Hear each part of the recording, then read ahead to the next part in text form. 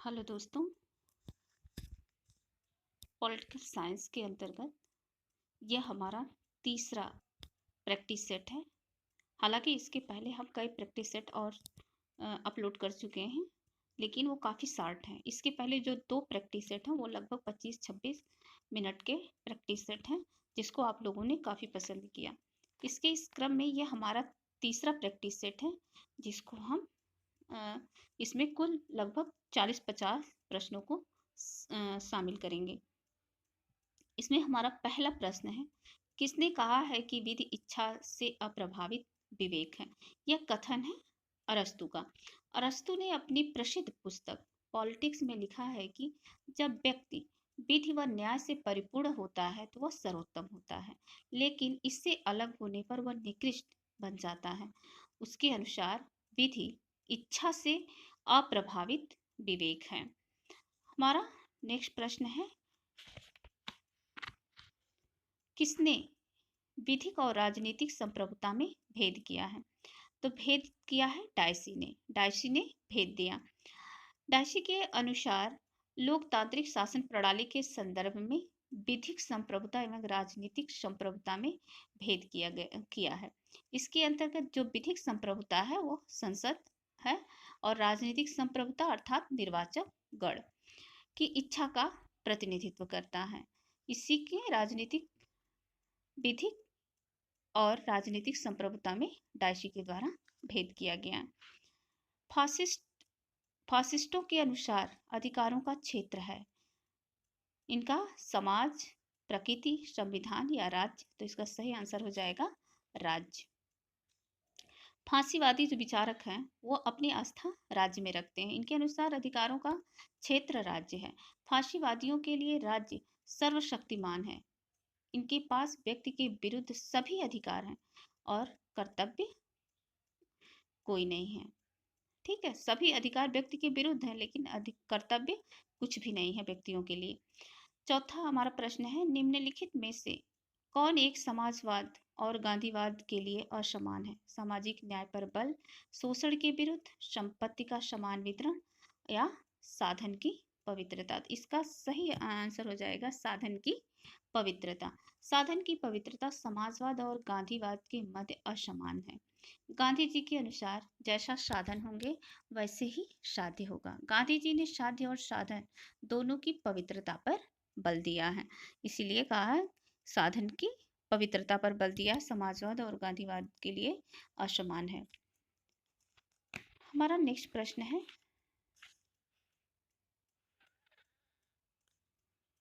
संप्रभुता शब्द की उत्पत्ति किस भाषा से हुई है? तो संप्रभुता शब्द की उत्पत्ति लैटिन भाषा के शब्द से हुई है। संप्रभुता को इंग्लिश में सेवेरेंटी कहते हैं, जो लैटिन भाषा के शब्द सुपर एनएस से मिलकर बना हुआ। सुपर का मतलब है सर्वोच्च और एनएस का मतलब होता है सत्ता। तो संप्रभुता का शाब्दिक अर्थ होता है सर्वोच्च सत्ता, जो लैटिन भाषा के शब्द से बना है। हमारा छठवां प्रश्न है, लाक कहाँ का निवासी था? लाक इंग्लैंड के निवासी थे। जॉन लाक का जन्म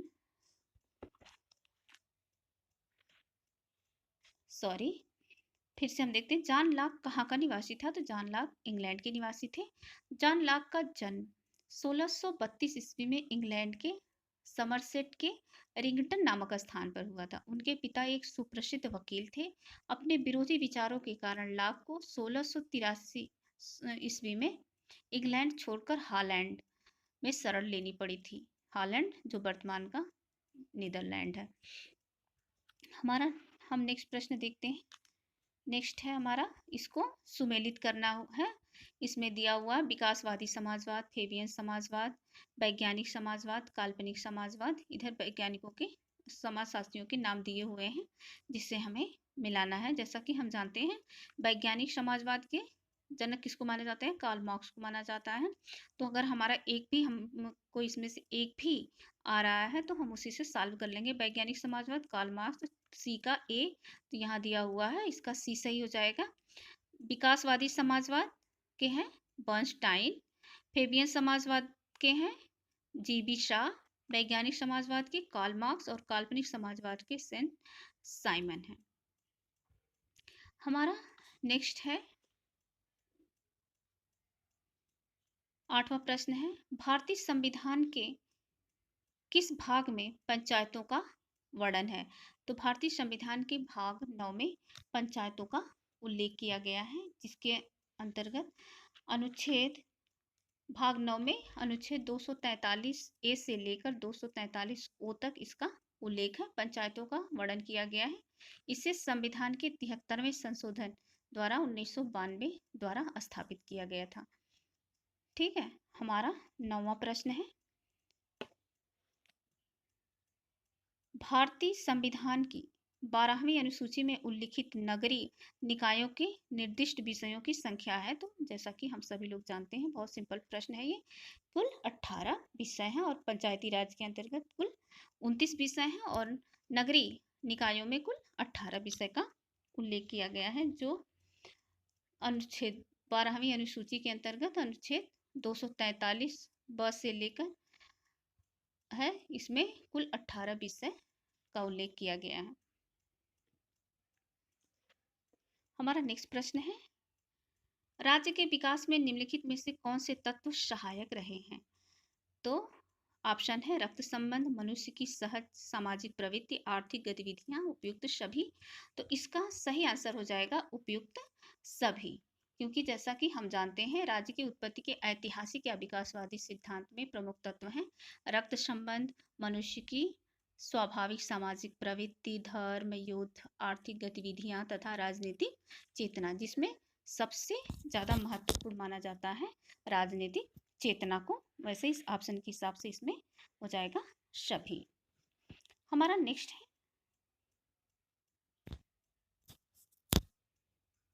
हमारा 11वां प्रश्न है, सकारात्मक उदारवाद निम्नलिखित में से किसके निकट है?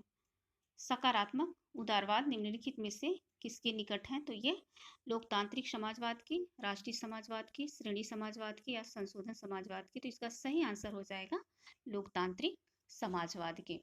लोकतांत्रिक सकारात्मक उदारवाद लोकतांत्रिक समाजवाद के ज्यादा निकट है। लोकतांत्रिक समाजवाद में व्यक्ति की स्वतंत्रता के साथ साथ राज्य की महत्वपूर्ण भूमिका को स्वीकार किया गया है। ठीक है, तो इसका सही आंसर हो जाएगा लोकतांत्रिक समाजवाद। हमारा नेक्स्ट प्रश्न है, भारतीय संविधान को अपनाया गया, भारतीय संविधान को अपनाया गया था किसके द्वारा? संविधान सभा द्वारा, ब्रिटिश संसद के द्वारा या गवर्नर जनरल द्वारा या भारतीय संसद द्वारा। तो जैसा कि हम सभी लोग जानते हैं, भारतीय संविधान को संविधान सभा के द्वारा अपनाया गया था 26 नवंबर 1949 को। ठीक है, हमारा नेक्स्ट प्रश्न है, यदि भारतीय संघ में एक नए राज्य का सृजन किया जाना है तो संविधान की किस अनुसूची का संशोधन करना आवश्यक होगा? तो अगर भारतीय संविधान में एक नए राज्य का सृजन करना है तो हमारी संविधान की जो पहली अनुसूची है उसमें संशोधन करना अनिवार्य होगा। कुल 12 अनुसूचियां हैं, जिसमें से पहली अनुसूची में राज्य और संघ राज्य क्षेत्रों का उल्लेख किया गया है। भारतीय संघ में नए राज्य का सृजन होने पर पहली अनुसूची में संशोधन करना आवश्यक होता है। ठीक है, हमारा नेक्स्ट प्रश्न है,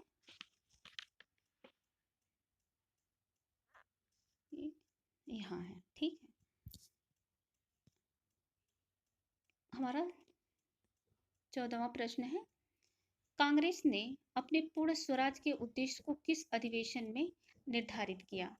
ठीक है, तो किस अधिवेशन में निर्धारित किया था? यहाँ ऑप्शन में आप देखिए, लाहौर अधिवेशन, सूरत अधिवेशन, लखनऊ अधिवेशन, इसमें से कोई नहीं। तो इसका सही आंसर हो जाएगा लाहौर अधिवेशन। ठीक है, लाहौर अधिवेशन में 1929 में कांग्रेस ने अपने पूर्ण स्वराज के उद्देश्य को निर्धारित किया था। इस अधिवेशन की अध्यक्षता पंडित जवाहरलाल नेहरू के द्वारा की गई थी। हमारा नेक्स्ट प्रश्न होगा, 15वां प्रश्न है, भारत छोड़ो आंदोलन के दौरान महात्मा गांधी को कहाँ बंदी बनाकर रखा गया था? अहमदाबाद जेल में, लाल किला जेल में, आगा खां पैलेस में, रंगून जेल में। तो जैसा कि हम सभी लोग जानते हैं कि भारत छोड़ो आंदोलन के दौरान गांधी जी को आगा खां पैलेस जो पुणे में है वहीं पर बंदी बनाकर रखा गया था। 9 अगस्त 1942 को गांधी जी को गिरफ्तार किया गया था। गिरफ्तारी के बाद गांधी जी को पुणे के आगा खान पैलेस में 2 साल तक, लगभग 2 साल तक नजरबंद करके रखा गया था। हमारा नेक्स्ट प्रश्न है, निम्नलिखित में से कौन सा एक समवर्ती सूची में परिभाषित विषयों पर विधियों का निर्माण कर सकता है? राज्य, विधानमंडल, संसद। इसमें ऑप्शन ए बी दोनों उपयुक्त में से कोई नहीं। तो जैसा कि हम सभी लोग जानते हैं, समवर्ती सूची के विषय पर राज्य और संघ दोनों को कानून बनाने का अधिकार है। तो यहाँ राज्य, विधानमंडल हो जाएगा और संसद दोनों सही हो जाएगा। संविधान 170 के अनुच्छेद 170 के तहत विधानसभा की भारतीय संविधान की 7वीं अनुसूची में, ये हमने 17वें क्वेश्चन का सॉल्व बताने लगे आपको। निम्नलिखित में से कौन सा एक समवर्ती सूची में परिभाषित विषयों पर विधियों का निर्माण कर सकता है? तो राज्य, विधानमंडल और संसद दोनों कर सकती है। जैसा कि हम जानते हैं, हमारी संविधान की 7वीं अनुसूची में संघ सूची, राज्य सूची और समवर्ती सूची का उल्लेख किया गया है। इसमें समवर्ती सूची के विषयों पर संघ और राज्य दोनों को कानून बनाने का अधिकार है। हम नेक्स्ट प्रश्न देखते हैं, हमारा है 17वां प्रश्न है, भारत में विधानसभा की अधिकतम संख्या हो सकती है? तो विधानसभा की अधिकतम संख्या कितनी हो सकती है? 400, 450, 500, 550। तो हम सभी जानते हैं कि ये 500 हो सकती है। ये इसका उल्लेख अनुच्छेद 170 में किया गया है, जिसमें विधानसभा की अधिकतम सदस्य संख्या 500 और न्यूनतम 60 हो सकती है।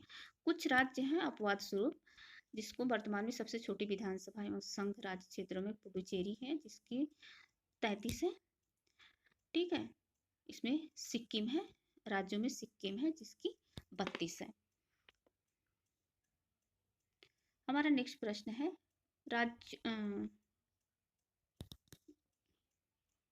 राज्यों में विधानसभा में धन विधेयक किसकी अनुमति से प्रस्तुत किया जाता है? तो हम जानते हैं राज्यों में धन विधेयक राज्यपाल की अनुमति से प्रस्तुत किया जाता है।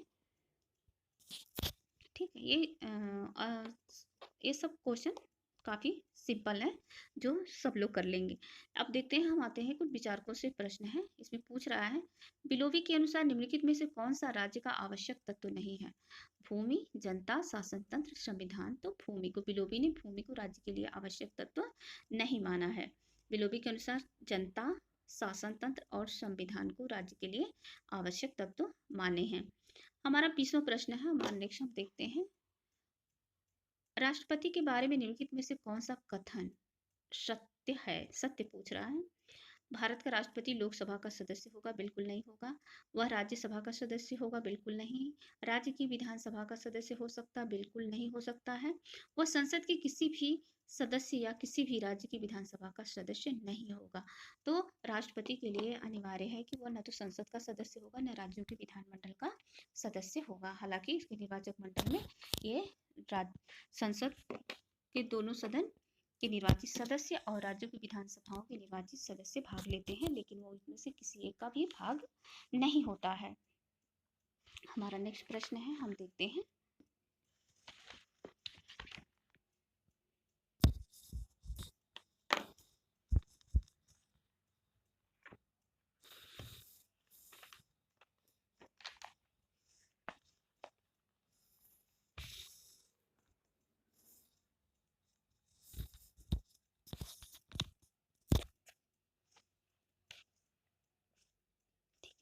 ज्यादातर इसमें प्रश्न संविधान से ही दिया हुआ है। तो हमारा 21वां प्रश्न है, निम्नलिखित में से भारत के संविधान का कौन सा प्रावधान राष्ट्रपति को संसद का सत्र बुलाने तथा सत्र का अवसान करने के लिए प्राधिकृत करता है?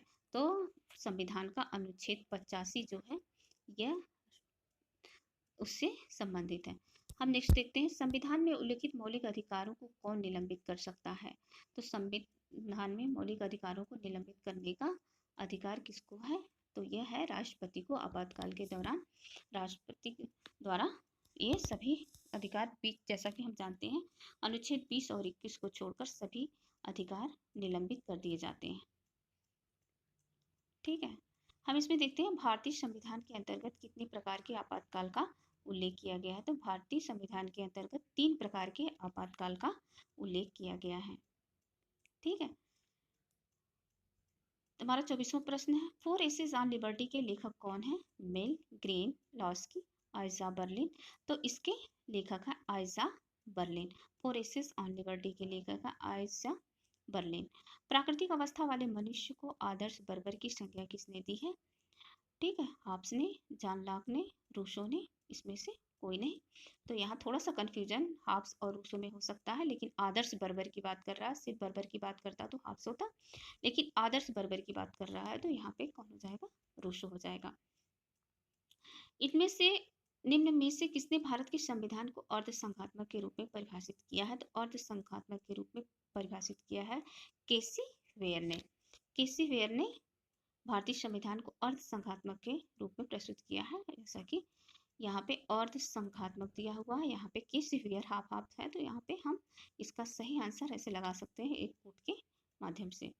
किस देश की संसद को संसदों की जननी कहा जाता है? संयुक्त राज्य अमेरिका की, ब्रिटेन की, भारत की या स्विट्जरलैंड की? तो जैसा कि हम सभी जानते हैं, संसदों की जननी ब्रिटेन की संसद को कहा जाता है।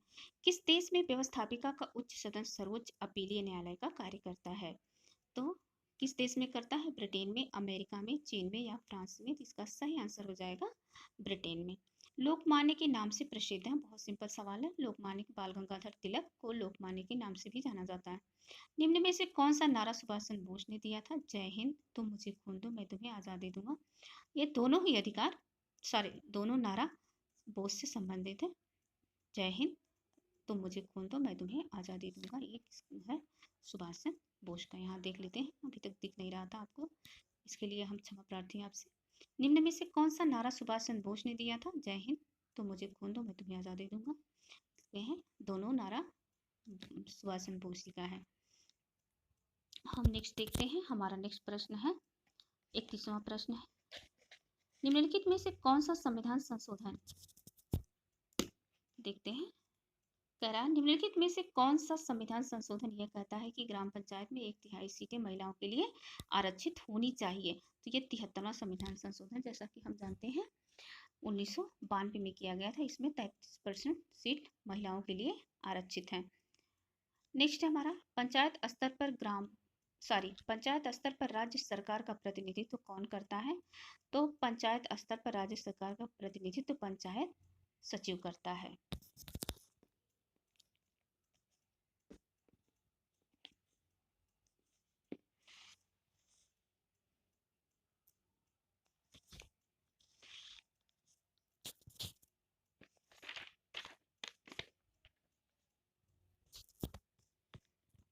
हमारा नेक्स्ट प्रश्न है 33,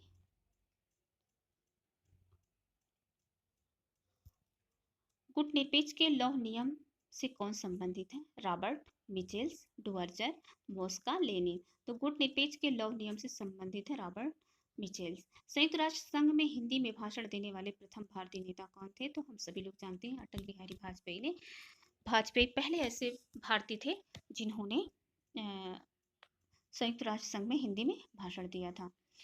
प्राचीन भारत में राज्य व्यवस्था के 7 तत्वों में सम्मिलित था, श्रेष्ठी, सेवक, संधि, अमात्य।